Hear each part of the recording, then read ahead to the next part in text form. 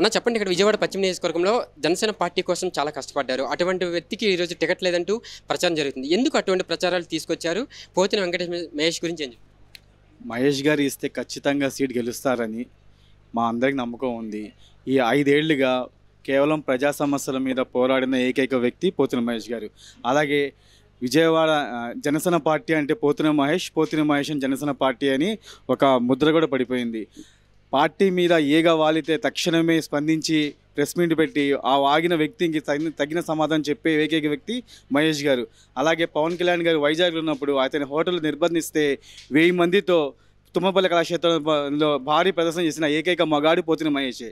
YCP ప్రభుత్వానికి భయపడి ఇంట్లో దాక్కున్న కొంతమంది నాయకులు ఉన్నారు, కానీ పార్టీ కోసం కేవలం పార్టీ కోసమే పనిచేసిన వ్యక్తి మహేష్ గారు. అలాంటి వ్యక్తికి మీ ఎమ్మెల్యే సీట్ ఇస్తే ఖచ్చితంగా ఆంధ్రప్రదేశ్లో భారీ మెజార్టీలో గెలిచే సీటు సెకండ్ సీటు ఇదే అయింది. సమస్య లేని ఇల్లు ఉండదు, పరిష్కారం లేని సమస్య ఉండదు. బంధాలు గొప్పవి, బాధలు చిన్నవి. మీ సమస్యని మేము పరిష్కరిస్తాం. రండి, మాట్లాడుకుందాం.